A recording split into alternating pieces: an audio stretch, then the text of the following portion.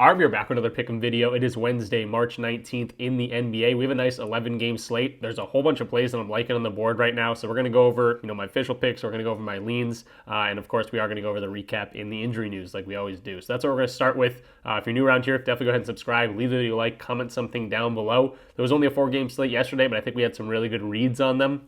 Even the guys that did end up missing were very, very close to their lines. And I know a lot of people play my lines as alternate lines, so they take it a little bit easier. And I think a lot of those probably did go ahead and cash. And our official picks did pretty well as well. So that's where we're going to go over the recap, jump into the injury news, because there's obviously a whole bunch like always, and try to get some good reads for today. So excited about the slate. Big one. Hopefully we have a nice profitable day, and let's hop into it. All right, so jumping into the recap of yesterday's plays, we talked about 5 official picks. We talked about a whole bunch of different plays because we broke down the slate in general. There was only 4 games, so we really dove into each team and each game. But I'm pretty happy with what we came out with. The 5 official picks, we went 3-2, but a whole bunch of leans hit, and a whole bunch of leans were very close to hitting the ones that didn't come through for us. So real quickly, Kristaps Porzingis over 5.5 first quarter points. He cashed this quick and easy. No sweat bet there. He came out and had the first, I think, 5 points for this team, and then had 7 points very, very early to cash this out. Ivica Zubac over 13.5 rebounds and assists. He had a game. He had like 20 rebounds plus, and I think he chipped in with 2 assists in there as well, 1 or 2 assists. So easy cash there for him as well on his birthday. Daquan Jeffries over 1.5 3-pointers made. No Miles Bridges, and then LaMelo Ball, we were kind of speculative if he was going to play. He ends up being ruled out late, and Daquan Jeffries had this in the first quarter, so that was an easy cash. I think he might have had 3 3-pointers in that first quarter. So he was the best guy on the court for them in terms of scoring, and they got crushed. So skeleton squad for the Hornets, and Daquan Jeffries cashed out for us. Now the 2 misses, Peyton Pritchard over 14.5 points. Unfortunate there just because he didn't shoot as much as I thought he was going to do, and he also didn't shoot very well when he did shoot. It was the Baylor Shireman show for the Celtics. Porzingis chipped in. Derek White had a pretty good game, but Pritchard just didn't do the scoring that I thought he might do. Again, didn't shoot enough to even get 15 points, and even those shots that just weren't falling. So Shireman had a really good game, shot well from 3. That sucked too because I also went to Sam Hauser in this game at 10.5 points. He ended with 8 points, so you knew one of these spot-up shooters for the Celtics was going to do pretty well, and it just happened to be the new guy, the rook, especially with Tatum being ruled out. That didn't help Peyton Pritchard in that aspect either, because he's a guy that would set Pritchard up for a lot of those shots. And then Giannis over 27.5 points. He ended up with 20 points. The Bucks sucked. They only had 93 points in the entire game. So tough to score, 28 points when your team's only putting up 93. And the Warriors played pretty good defense. When Steph Curry gets ruled out, the sense of the game kind of changes overall for that one. So those are the 2 misses. And then we do have 3 wins there. So overall, winning day, we'll take that any day of the week, especially this time of the year with, March and all the madness that's kind of going on. So video picks, solid. So now jumping into the lineup news, all the injury news. We'll try to go through this as quickly as possible. Indiana Pacers, we don't know if Halliburton's going to play. Pascal Siakam, both game time decisions as of right now, and missed last game. Miles Turner off the injury report as of right now, so Indiana hoping to get him back. This is a 10.5 point spread. Dallas, obviously, skeleton squad over here with all their injuries. But you can see the projected minutes for a lot of these guys. PJ Washington is not on the injury report right now, projected for 32 minutes. He could be a guy to look at in this spot, especially if Indiana's dealing with some injuries. But if you want to roll the dice and look at someone like Obi Toppin, who had a game last time, 24 minutes projected. He's a guy that can score buckets pretty quickly, get some stats pretty quickly. So if some of these other guys, especially Pascal Siakam, get ruled out, you could see an uptick in his minutes. For Houston, Orlando, we got Amin Thompson still out. Cole Anthony wasn't present at shoot around, so he didn't participate in that. I don't think he's going to end up playing in this one, but as of right now, game time decision. For Detroit and Miami, we got Jaden Ivey still out. Obviously, Nikola Jovic out for this Miami team with that broken hand. Andrew Wiggins, a game time decision. He did miss last time. And then Alec Burks, also game time decision. 4.5 point favorites for Detroit side of thing on the road. Going into the Pelicans and the Minnesota Timberwolves, Brennan Boston is going to be out for this team, like we've seen a million times. This is also a 13-point spread. It's really hard to get to the Pelican side of things on a lot of games just because they get blown out so much. And in the blowout situations, a lot of these guys aren't going to get the amount of time that even they're projected. Zion projected for 31 points in this matchup, but kind of a difficult one here. And then the Minnesota side of things, hard to get to one of these guys is over just because everyone has a really good matchup to score the ball. And also you get that blowout situation. So a little bit of a tougher one to bet in there. Then we got the Knicks and the Spurs, 9-point spread. Knicks are on the road. Still no Brunson in this one with that ankle injury. Mikal Bridges has really stepped up in terms of scoring. Josh Hart's been pretty good as well. Could sprinkle something on Josh Hart's triple-double. I like like his rebounding and assist potential in this one as well. And then the San Antonio side of things, just keep in mind that Chris Paul is now projected for 22 minutes. He's definitely losing minutes, hasn't been as aggressive. Still able to get some, rack up some assists, rack up some rebounds, even score a little bit, but maybe a little bit of a difficult matchup for him here. And then also his minutes just going down the drain as we kind of end near the end of the season. Vassell and Castle are going to be the main guys that are going to soak up a lot of the minutes. Even Jeremy Sohan off the bench has been getting a decent amount of run. Philadelphia and OKC, it's a skeleton squad. It's going to be the motto of today's video. For the OKC Thunder, no Lou Dort, no Shai Gilgeous-Alexander, no J-Dub, so a lot of guys not playing for this team. Aaron Wiggins is the guy that I want to look at, projected for 30 minutes in this one, but also gets a ton of usage, especially without Shai and J-Dub in the lineup, so he's definitely my main guy I want to look at in this one, especially with Cason Wallace projected to be a game-time decision as of right now. So if he sits, that's just more and more touches for Aaron Wiggins, and he likes to shoot the ball when he can. Then Philadelphia side of things, Quentin Grimes has looked like Kobe Bryant the last week and a half with all the injuries to the 76ers, so always someone to look at. They're also, the OKC Thunder, one of the best defenses in the league. They also have a whole bunch of injuries, so could be, actually a spot to look at one of these guys on Philadelphia. Quentin Grimes is probably the only guy that I would trust, but, tougher matchup here. Then we got Washington and Utah, not a game I look too far into, but we do have a decent amount of injuries overall.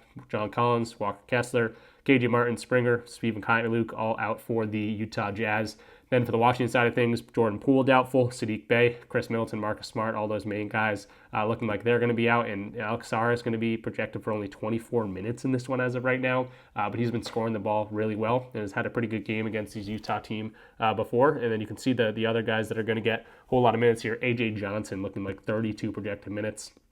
That's much more than what you could expect from a guy like him. So could be a good spot to go to one of these random dudes. It could be like a spot where you get an alternate line where, up their points just because they have that much extra time and extra opportunity with the minutes that they might be getting today. So could be an interesting one. I'll probably look at that one later on in the day. For Denver and LA, we got a whole bunch of game time decisions. Jokic, I assume, is going to play back in this one. He didn't play last time. That was probably the game that they go out and rest him. But against the Lakers here, definitely battling for playoff positioning. I think, they'll probably be relatively healthy. If one of these guys sits, obviously huge usage boost for some of the other dudes. Aaron Gordon's been really good when a lot of these guys sit. So if everyone gets ruled out, Aaron Gordon will be the guy that I look at. But Nikola Jokic is going to be, hopefully active and ready to go. And that changes the trajectory for a lot of these Denver Nuggets. And then the LA side of things, Luka's looked great. Hasn't played in, a day. So not coming off a back-to-back or anything. He's probable, should be ready to go. Austin Reeves has also looked really, really good in this one. They're the only two guys that you can really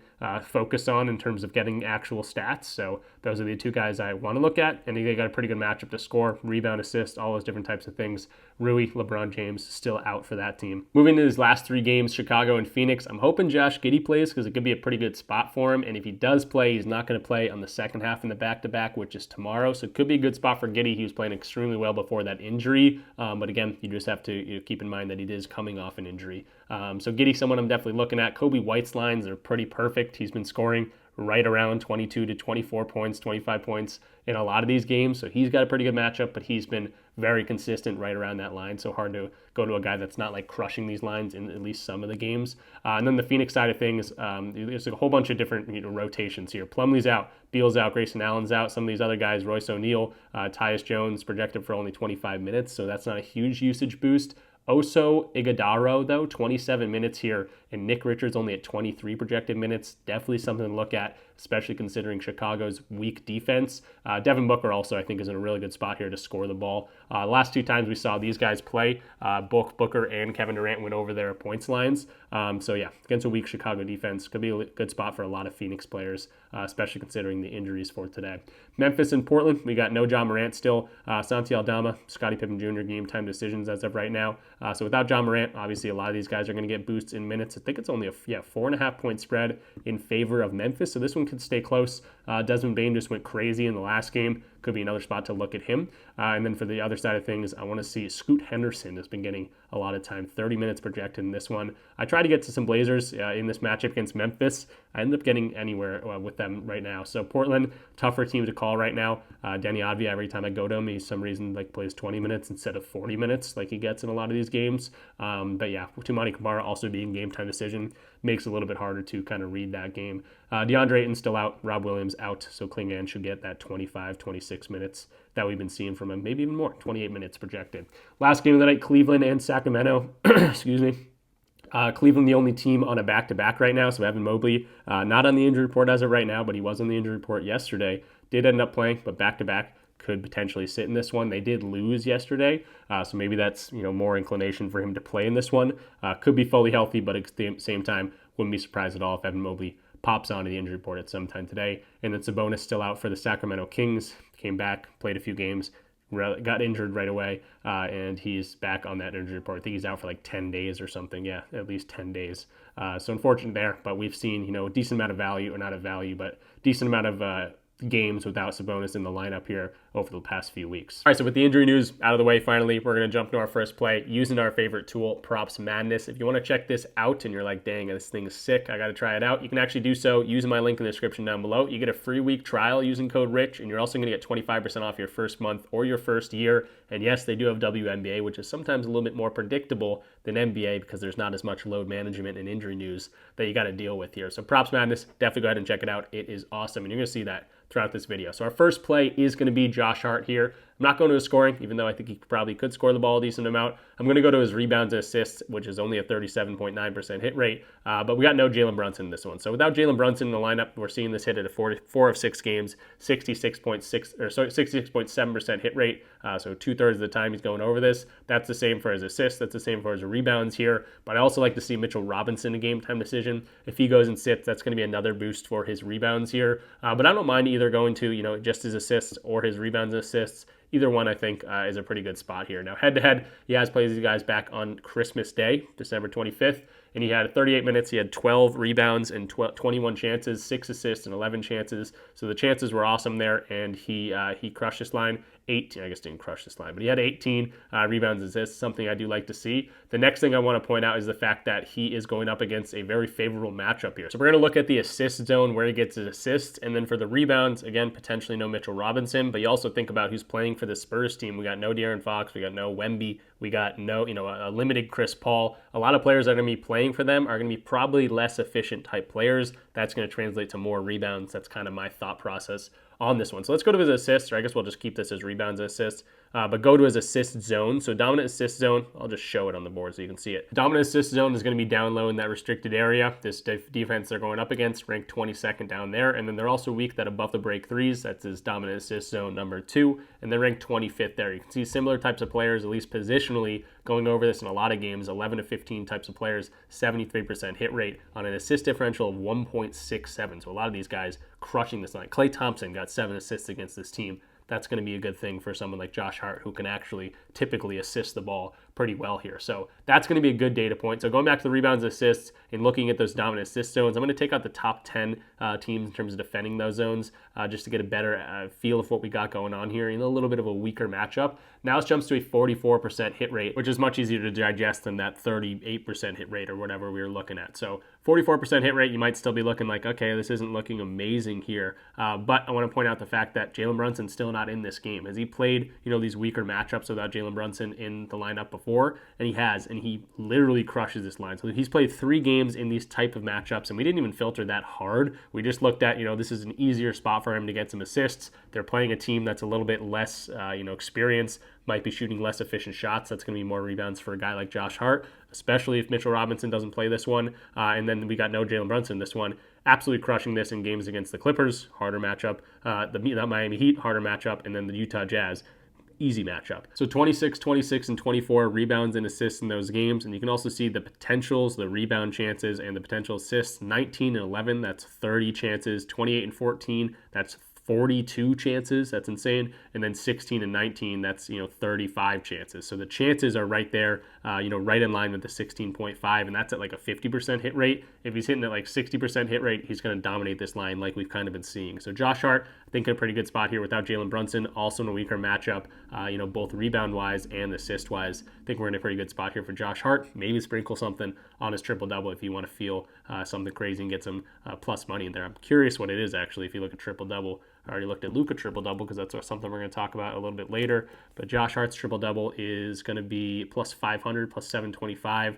A lot of books got this, around, plus 600 or so. So pretty good value there if you want to sprinkle something on that as well. But Josh Hart, 16.5 rebounds, assists is going to be the first play. Next guy I want to talk about is going to be Aaron Wiggins for the OKC Thunder, over 18.5 points. Again, you're probably thinking, what are you, crazy? But we talked about the injury news. There's a whole bunch of injuries. We got no Shea, we got no J-Dub, no Dort, potentially no Hartenstein. Looks like Chet Holmgren pretty much the only starter that's going to be in here. Even AJ Mitchell is going to be out for this team. So they're going to be a skeleton crew, which like I keep saying, and Aaron Wiggins with that much time on the court is an absolute chuck. He throws shots up like there's no tomorrow, like he's in the YMCA or something. So 18.5 points seems pretty high for a guy that doesn't hit this very often, but you're going to see in the games that he's getting this much usage and this much time on the court, the hit rate looks a whole lot better. So first of all, he is projected for 30 minutes. I'm going to bump this up to 28 plus minutes because I think he could get more than that, especially considering if this one stays relatively close. It is a 12-point spread, but the 76ers have Quentin Grimes, who looks like prime LeBron James right now. So Aaron Wiggins, pretty good time, 28 to 40 minutes. Now this does jump to a 35% hit rate. So why are we seeing these, random spurts of absolute crazy scoring? And if you look one step closer, you're going to see these aren't random spurts. They had a whole bunch of injury news, which we got going on today. So no Shea and J-Dub in this last game against the Portland Trailblazers. That was that last game he had 30 plus points. And he shot 26 times in that game. So absolutely love the volume. That was, again, the only game we've seen Shea and J-Dub not in the lineup. You can add Chet to that injury list as well. Again, 26 shots in this one. Well, how about this one? This was a game without without J-Dub and Chet. Again, we got no J-Dub and no Shea today. He shot 30 times in that game and had 41 points against the Sacramento Kings. And then in these two games, you can see the matchup he's got going on today. Very similar to these two matchups, especially against the Kings. Good matchup to score the ball. Blazers a little bit better defense, but you see how he scores the ball. 40% come right to the paint, very weak interior defense. 32 above the break threes, 25th in terms of that. You can see similar players by player scoring position going over their line. So he's in a pretty good spot here to score the ball. Then you consider the two injuries we got going on. Shea and J-Dub, again, we only have that one game. He shot 26 times. If you take Shea out of the lineup, you can see the amount of shots he's putting, or I guess he only missed one game without Shea, or played one game without Shea. You take J-Dub out of the lineup in that much time, he's going to get 26 shots, and then again, that 30-shot game here. So if he's going to get this much volume, he's going to get 19, 20 points or whatever it might be. So Aaron Wiggins, really like what I'm seeing here. With all the injury news, I think he's going to shoot a million times. You can also see the usage in a lot of these games. So without Shea in the lineup and J-Dub, we can see the usage in that game was probably sky high. Usage right here, we can see it was 40.3% usage. So in games, he's going to get 25+% usage. Even without injuries put in, 25% plus usage. He's over now in 40% of games. And again, you can see a lot of these coming recently. 14 minutes, 6 minutes, 14 minutes. Let's put that minutes projection still back in because he's projected for 30 minutes. 28 plus minutes in games he's seeing 25 plus usage. He's getting 30 shots, 19 shots, and 26 shots, and easily cashing those lines in all three of these games. So ton of injuries. This is an injury play for sure. I think Aaron Wiggins is going to get as many shots as he wants here. He's got a great matchup to score the ball, and I think he gets it done. 20 plus points. I think I'll probably ladder this up to 25 points, maybe even get crazy and do 30 points. I think Aaron Wiggins in a pretty good spot here to score the ball. He doesn't have to crush it either. We only need 19 points to cash the official play here. That's where I'm playing it first and foremost. But again, if you want to get a little crazier, 20, 25 plus, 30 plus, I think he's in a good spot. Moving along to the next play here, it's going to be Alperen Sengun. And to be totally honest, this was going to be a lean, but I've realized that the books are also switching what they're thinking. This was favored on the over heavily, minus 130 on a lot of books on the over. Now I'm seeing the books favoring the under here, which is what I thought was going to happen. But I didn't like the odds. I didn't like the odds where they were looking. It was going to be a lean, but you're going to see the hit right here, and it's going to be a close one. It's probably going to be a sweaty one, but I like his potential to go under 4.5 assists. Now, why do I like this? So the matchup here is perfect against the OKC, not the OKC Thunder, the Orlando Magic. So he's played these guys once before. He had 4 assists, so close, but only 7 potential assists in that one.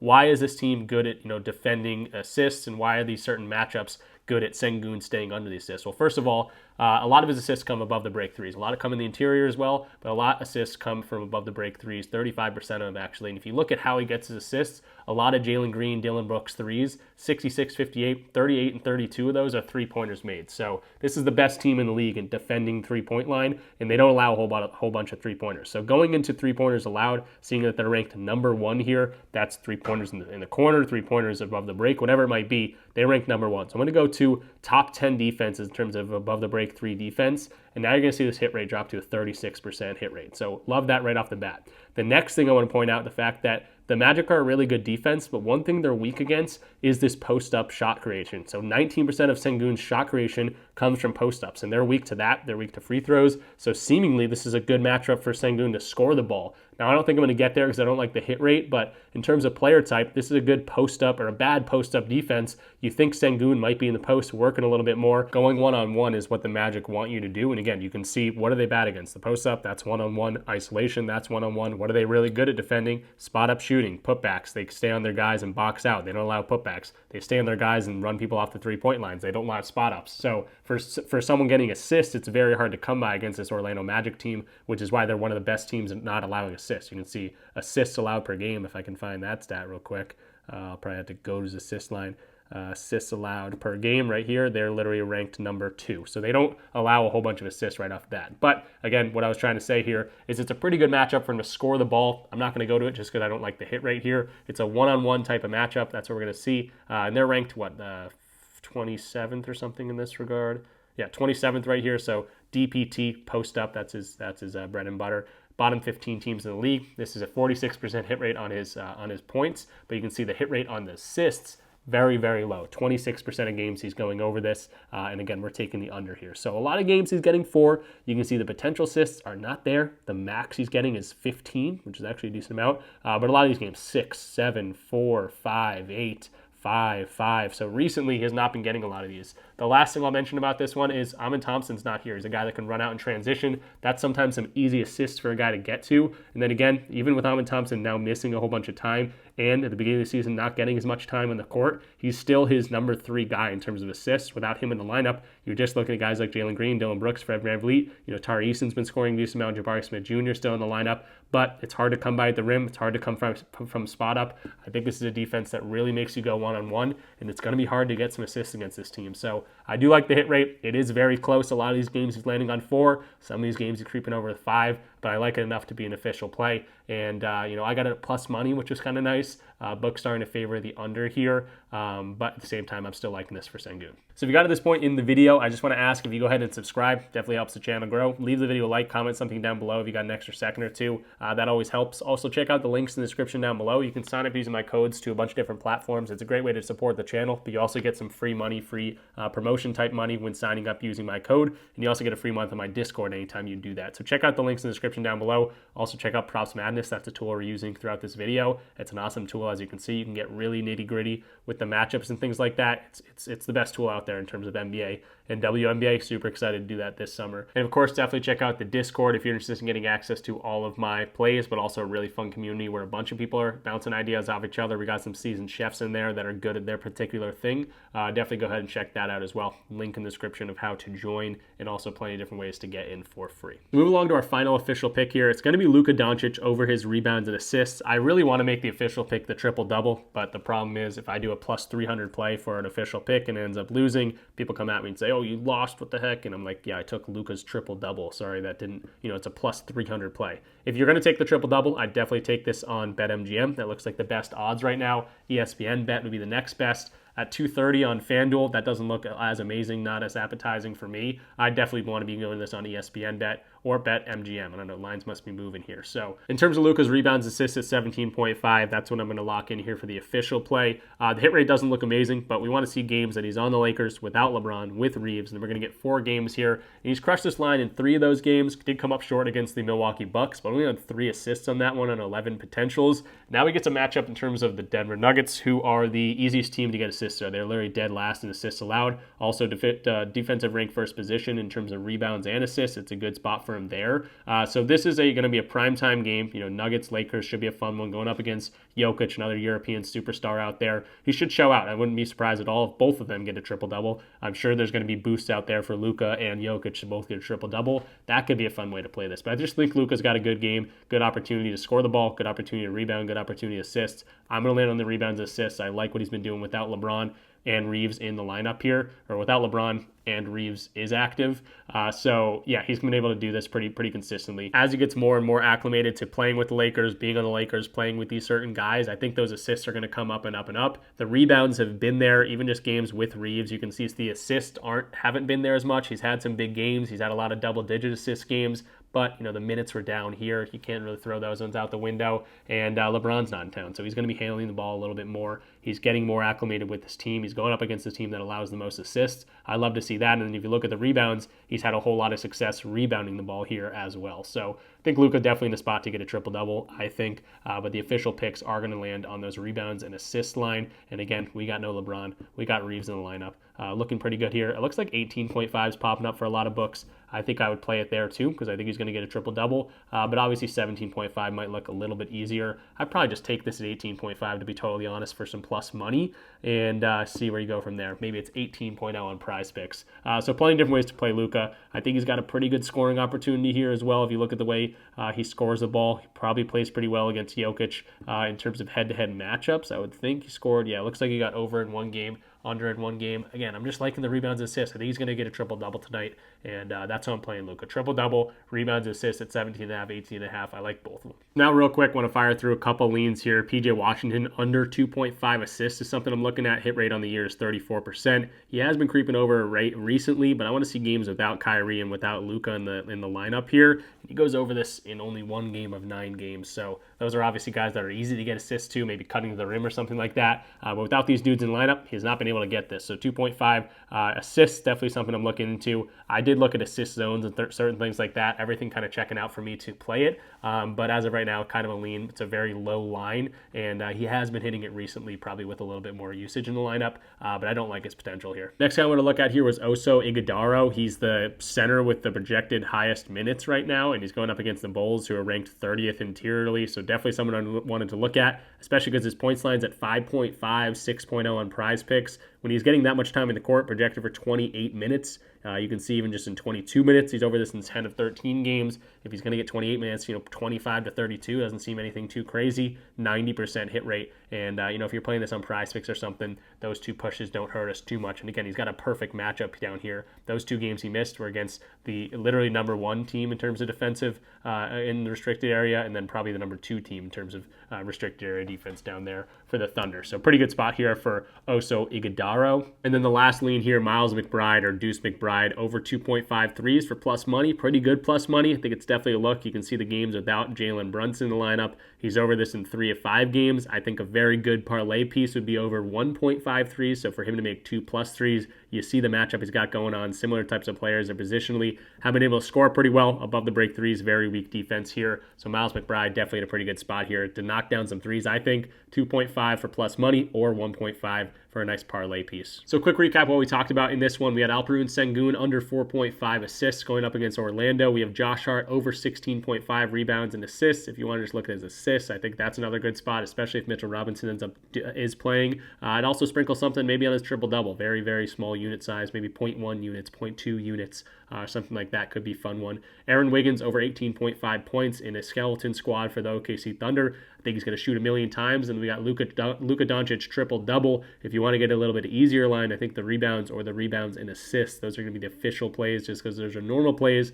and a plus 300 play for an official play that goes on my record can seem like a counterintuitive thing for me to do. But I do like his triple-double as almost an official play. Then for the leans, we got Oso Ighodaro over 6 points, 5.5 points if you want to pay the juice. He's just projected for a whole lot of minutes. 27 minutes projection for him. Nick Richards right now projected for 23 minutes, and he's going up against the weakest interior defense in the league. That's where he's going to score most of his points. So Ighodaro hopefully scores some points today, and he's, even in that amount of time, regardless of the matchup here, he's able to score pretty well. PJ Washington under 2.5 assists as a lean, like what I'm seeing there too. And then Miles McBride for plus money over 2.5 3-pointers made, or a great parlay piece at 1.5 3-pointers made. So that's going to do it for me in this one. Thanks for watching. If you did enjoy it, go ahead and leave the video a like, comment something down below. It does tell YouTube to push the video out when you do that. And then, of course, subscribe if you are new. If you want access to all my slips and a really fun community where people are always chatting, talking ideas on props, talking ideas on sports in general, and you get the seasoned chefs action, you can share your own slips,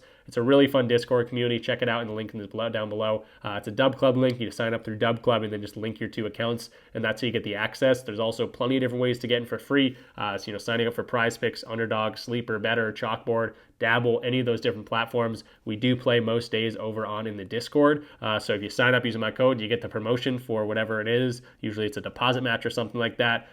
Free money. Dabble's literally giving you $25. All you got to do is use my code when signing up, and you just get $25 right off the bat. And then you get that promo money. You go into the Discord for a free month. You check out what we play each and every day there. You bounce ideas off each other. It's a pretty good time. So, that's what you got to do to check us out. My mustache looks horrible. Might be time to shave this thing. Let me know in the comments down below. I'm rambling at this point. Thanks for watching. I'll see you guys in the next one. Peace out. Big slate. Should be a lot of fun.